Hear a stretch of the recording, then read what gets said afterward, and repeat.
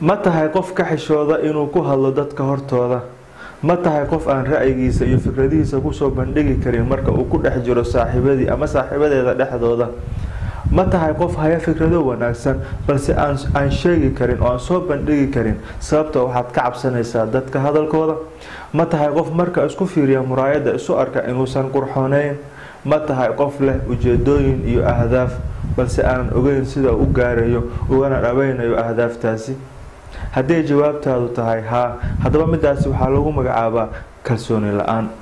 qofkeena si uu guulaysto noloshan oo uu u dhigo calaamadiisa ugana tago raad wanaagsan oo ay kusoo xasuustaan dadka ka dambeeya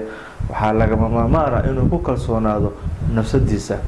dhammaanteena adduunkan waxaan imaanaa annaga ku kalsoon nafsadeena ila fiir ilmaha yar waxaa arkaysaa inuusan waxba ka cabsanin wax walba uu rabana uu dalbado mana aamusa ilaa uu ka helo nasiib daro intiiba aynu sii weynaanayno aynu da-daynu sii weynaanayso kalsoonidaasina waxay noqonaysaa mid hoos u dhacda waxaana sabab u ah tajribooyin iyo waxyaaba nooga yimaada dadka qofkeena laga bilaabo da-da 2 sano ilaa iyo 16 sano laga gaaro wuxuu la kulmayaa 4,000 oo hadal iijaabi ah muqaabil ay kasoo horjeedo 180,000 oo kalimadood oo negative ah maxay kula tahay saameynta ay ku yeelanayso qofkeena hadaladaasi salbiga ah hadaladaasi aan fiicneen ee lagu yiraahdo qofku markuu uu yar yahay waxaa tahay faashil waxaa tahay qof doqona waxaa tahay qof aan waxba fahmin waxaa tahay qof damiina dhammaanteena waan xasuusanaa hadaladaasi anagu dhihi jiray markaanu yareen macallimiinteena macallinka nagu dhihi jiray mar walba kan waxba ma fahmo damiin ayaa tahay aamus adiga waan xasuustaa adigana waa xasuusataa haddaba waa laazim inaynu noqono dad ku kalsoon nafsadooda waayo qof alla qofkii doonaya inuu guulaysto waa inuu noqdaa qof ku kalsoon nafsadiisa qofkii aan ku kalsoonayn nafsadiisa mana lagama yaabo inuu wax soo saaro inuu wax soo bandhigo inuu fikradihiisa dadka u gudbiyo ma sameyn karo qofkaasi kaliya waxaa sameyn kara qofka ku kalsoon nafsadiisa qofka aan ku kalsoonayn nafsadiisa wuxuu dareemayaa kelinimo wuxuu noqonayaa qof moraal jabsan qof murugsan wuxuu noqonayaa qof aan ogeyn waxa uu u joogo adduunkan iyo waxa uu u nool yahay kalsoonidu waa bilowga guusha haddaba sideen ugu kalsoonaan karnaa nafsadeena sideen ugu beeri karnaa nafsadeena kalsooni buuxda waxaan ugu beeri karnaa anaga oo sameyna 7 shay anaga oo sameyna 7 tallaabo oo fudud waxay si fudud noo ogolaanayaan inaynu nafsadeena ku kalsoonaano haddaba maxay yihiin 7 tallaabo kow ha ka cabsan dadka hadalkooda mushkiladda ka dhigta dadka inay nafsadooda ku kalsoonaan waayaan waxay tahay inay ku qiyaasaan wax walba dadku maxay dhahayaan haddii aan waxa sameeyo dadku maxay dhihi doonaan talow ma waxay dhihi doonaan wallahi kan warta ma fiyo ma waxa uu geey waxaan ma ninkan qof wala ma gabadhan maxay waxa ay sameynayso yaani dadka ra'yigooda ay ka cabsadaan qofka Soomaaliya haddaba adiga midaasi ha isku xiran midaasi dadka ra'yigooduna ma ahan mid ka turjumaya shakhsiyadaada qofka adiga aad tahay qofka kaliya ee og shakhsiyadaada iyo nafsadaada waa adiga ma jiro qof kale og waalidkaaga aan ogay saaxiibadaada aan ogay qofka kaliya ee nafsadaada ka warhaya ee sida dhabta u og waa adiga oo kaliya haddaba maadaama ay sidaas tahay dadka hadlaya hadday hadlaan waxay ka hadlayaan ra'yigooda ayaga waxay iyaga aaminsan yihiin balse midaas macnaheedu ma ahan qofka adiga aad tahay maadaama ay sidaas tahay ha ku qiyaasin guulahaaga iyo wax walba aad samaysid dadka hadalkooda samee waxaad aaminsan tahay samee hadafkaaga samee ujeedadaada ha ka cabsanin dadka ha u aabayeelin midaasi dadku si kastaba way hadlayaan qofkii ku ammaana alxamdulillah qofkii aan ku ammaanin alxamdulillah labadaba samee waxaad aaminsan tahay kuna dhaqaaq hana ka cabsanin dadka hadalkooda midaas ayaa ugu beeri kartaa nafsadaada kalsooni midda labaad ogolow khaladka qofkeena waxa ka dhiga inuu ku kalsoon nafsadiisa waxa kamid ah inuu mar khaldamo 2 jeer khaldamo khaladkaasna uu ka dhigo wiligiisa inuu u xirxirnaado khaladkaasi oo uusan wax kala sameeynin oo uusan hore u soconin dugsiga sare ayuu wuxuu kala kulmayaa guulo maartay aan fiicneen saadaradeeda wuxuu nacayaa waxbarashada oo dhan wuxuu ku leeyahay jaamacad ma dhiganayo sababtoo aniga waxaan ku soo rafaaday dugsiga sare iyo waxbarashada meesha ayaa waxaan kala soo kulmay guulooyin aan fiicneen saadaradeeda weligeena nasiib ma leh ma yahay qof maartay guuleysta may qaladku macnaheedu ma aha haddii mar guul dareysatid ama 2 iyo 3 macnaheedu ma ahan in nolosha ay meesha ku dhamaatay balse macnaheedu waxay tahay in hore u sii socotid qaladka wax ka baro qaladku waa bilowga guusha qaladku waa bilowga kobcidda iyo horumarka qaladka iyo guul darada waa waxa qofka dhisa waa shakhsiyadda waxa dhisa wax ka baro qaladka hore ugu sii soco qaldan soco dhac kac hore u soco waxba maartay ha isku xirin waxaasi iska ilow wixii la soo dhaafay waa la soo dhaafay khalad meesha ku dhamaato gabar ayaa arkaysa waxay soo guursatay ninka ay wax kala soo kulantay maartay dhaqan aan fiicneen iyo maartay isku rafaadeen way kala tageen waxay ku leedahay mar dambe ma guursanayo waxay isku xiraysaa rag oo dhan ay nacaysaa waxay isku xiraysaa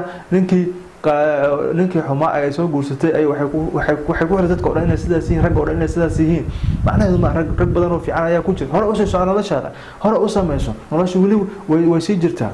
intiiba aad nooshahay fursadu ma dhamaanayso intiiba naf ugu jirto fursadu ma dhamaanayso wiilagaaga ha ogolaaneen inaad khaladkaaga iyo waxa adiga guuldarada la kulantid inaad u xirxirnaatid midda saddexaad ka taxadir hadallada aad ku dhahdid nafsadaada maxaad ugu sheekaysaa nafsadaada inta badan waxaan ahay faashil waxaan ahay qof aan waxba fahmin qof waxaan ahay damiina qof waxaan ahay caajislow ah qofaan dadku jecleen mise waxaad ugu sheekaysaa hadallo iijaabiya hadallo wanaagsan waxaan ahay qof guuleysta waxaan ahay qof dadku jecel yihiin waxaan ahay qof nashaad badan waxaan ahay qof wax sameeya qof hadaftiisa gaara maxaad ugu sheekaysaa inta badan nafsadaada waayo ogow adiga waxaad noqonaysaa inta badan waxa aad ka sheekaysatid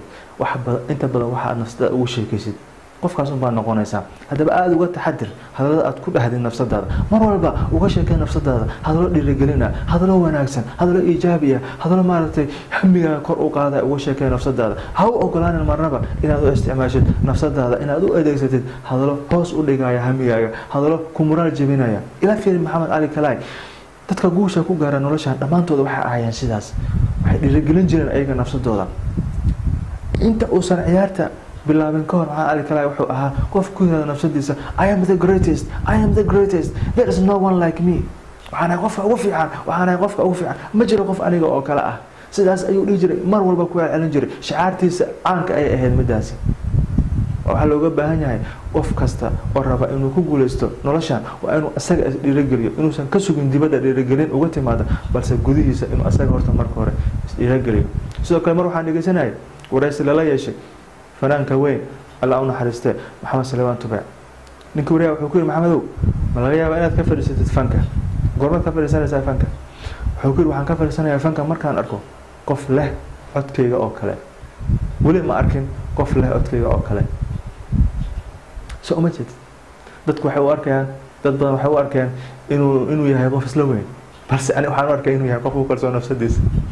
wuxuu kaloo ku yiri adiga hadda waad weynaatay marka waxa gaartay sida weyn codkaaga uu isbedelay Soomaa wuxuu ku yirmay waan weynaaday balse codkayga waa sidiisii waa qof ku kalsoon nafsadiisa dadka guuleysta dadka meel ka gaara nolosha waa dad ku kalsoon nafsadooda hadaba aad uga taxadir waxaad uga sheekaysid nafsadaada midda afraad samayso ahdaaf aad gaari kartid mushkiladda waxa ka dhigay dadka inay maartay ku kalsoonaan nafsadooda waxa kamid ah inay dejistaan ahdaaf aysan gaari karin ay ka dhaweyn karin kadibna hadhow markay la kulmaan guuldaro ka dhigta midaasi inay aaminaan inay wax dejistaanba aysan sameyn karin weligooda inay nafsadooda ku kalsoonaaneen kalsooni daro inay meesha ka timaado saasaradeeda marka horeba samayso ahdaaf adiga awoodaada ku habboon qudradaada fiiri marka hore ma yihiin ahdaafta aad dejisanaysid kuwa adiga aad gaari kartid kuwa aad ka dhaweyn kartid ku qiyaas qudradaada iyo awoodaada markaad dejisid kadib hadaf walba marka aad gaartidna abaal mari nafsadaada balan ayaad qof la gashay waa ka soo baxday abaal mari nafsadaada buu ayaad qaraar ku qaadatay inaad dhamaysid waa dhamaysay abaal mari nafsadaada sidaas kuwa mar walba samayso ahdaaf aad gaari kartid marka gaartidna ku abaal mari nafsadaada midda shanaad ihtimaamsi shaqligaaga ihtimaamsi shaqligaaga kore waayo shaqligaaga wuxuu ka turjumayaa qofka adiga aad tahay shakhsiyadaada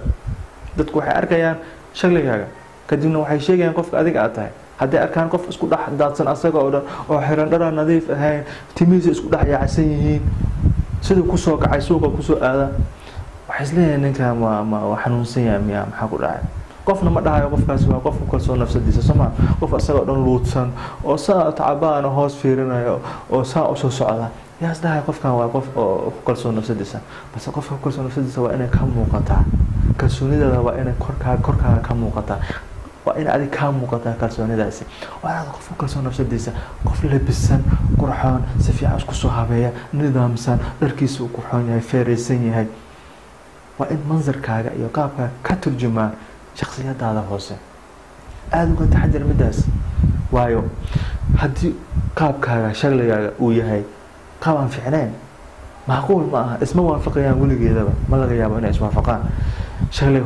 shaqli manzar oo liita iyo shakhsiyad gudaha oo ku kalsoon nafsada isma waafaqay waxa isku toosay ma midaas saadaradeeda manzarka waa inuu noqdo manzar habaysan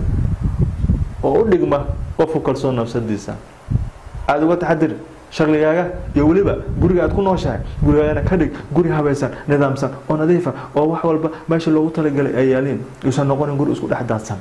halkaas dharka halka buug xaq ku tuuran yahay kaas halka may ha noqdeen wax walba wax nidaamsan meesha loogu talagalayna ay yaalin mid lixaad samee waxaad ka cabsanaysid qaabka ugu fiican ee looga hortagi karo kalsooni la'aanta iyo cabsida waa inaad ka hortagtid waxa aad sameynaysid waa inaad sameysid waxaad ka cabsanaysid waa qaabka ugu fiican ee looga hortagi karo waxyaabaha aad ka cabsanaysid samee maxaad ka cabsanaysaa inaad kortooda ku hadashid samee ku hadal maanta bilow qararkaadu inaad 2 qof 3 qof inaad soo wadatid oo hortooda ku hadashid oo aad wax aaminsantahay inaad hortooda ku sheegtid waxaad ka cabsanaysaa inaad wax qortid buug qortid qor maanta bilow ku dhiiro bilow waxa arkaysaa inay hodhow ku noqotay wax caadi ah hadda adiga soo wadi kartid gaari oo wadi kartaa sax laakiin hadda ma kalsoonta nafsadaada waxa u baahan tahay qof inuu agtaada joogo oo ku yiraahdo saas ama ma cabsanaysaa markaad gaariga wadaysid ma cabsanaysid laakiin ka hor intaadan baran ka hor si ahayd waa cabsanaysaa soo ma aha waxa cabsanaysaa markaas sababtoo ah markaasi aqoon uma lahayn mana sameeynin shayga hadaba fikradu waxay tahay shay aad ka cabsanaysid baro horta marka hore aqoon u lahow aqoontu waa awooduna waxay ku siinaysaa kalsooni baro shayga aad ka cabsanaysid aadan ku kalsoonay inaad sameyn kartid baro shaygaasi marka hore wuxuu yahay ogow si fiican u baro kadib markaa baratid samee hadana markaa sameeyso waxa arkaysaa inay arrintu noqotay wax caadi ku ah sida hadda gaariga waditaankiisa uu kugu noqday caadi ayay kugu noqonayaan wax walbana waa sidaas baro kadibna samee midda toddobaad qoro guulaha aad hore u gaartay waxyaaba aad ku faantid ee dadka u soo hormaray dadka aad u gudbisay ee dadku ay kugu amaaneen waxyaabahaasi qoro mar walba guud aad gaartid ama wax wanaagsan aad sameeysid ku qoro warqad buug ku qoro buuggaasi ha ku noqdo buug aad ku qoratid waxyaabaha guulahaaga wanaagsan faa'iidadu maxay tahay hadhow marka aad la kulantid muraajab iyo kalsooni la'aan oo aad isdhahdid waxa ma sameyn kartid la soo bax buuggaas fiiri akhri وأنا قفان سمي وحن وأنا كدبي أهدافك وأنا جاري إنتانو مالتي أو وناga إنتانو وناga أسمي دتك وأنا قوري وحن سمي كسولي هذا وسونا قنيسة سما وسونا قنيسة أكيد شكو مجرو sidoo kale hadii aad haysatid biladooyin iyo shahaadooyin lagu siiyay oo aad guul aad gaartay lagu siiyay ku dhaji guriga darbigiisa ku dhajiso fiiri mar walba si aad u aragtid guulahaas iyo biladooyinkaas adiga aad kaansatay waxay ku gelinaysaa sidoo kale kalsooni buuxda samee sidaas ku dhiso gurigaaga si aad u daawatid mar walba waa adiga ayaa iskale adiga waa guulahaaga waxaan ku rajaynahay toddobadan talaabo inay kuga caawiyaan inaad ku kalsoonaatid nafsadaada waan hubaa waan ku damaana qaaday hadii aad ku dabaqtid noloshaada inaad noqonaysid qof ku kalsoon nafsadiisa kalsooni buuxda adiga waxa lagu abuuray inaad guulaysatid adduunkan waxa lagu keenay inaad ku guulaysatid inaad dhigtid calaamadaada inaad raad fiican ka tagtid ha u ogolaan marnaba inaad ahaatid qof caadi ah ku kalsoonoo nafsadaada maanta laga bilaabo samee waxaad ka xabsanaysid ku dhaqaaq waxa aad rabtid gaar hadafkaaga dajiso ahdaaftaada kana dhabeen una dhaqaaq nolosha waa nolosha adiga ay ku baahan tahay aad iyo aad u mahadsan tahay.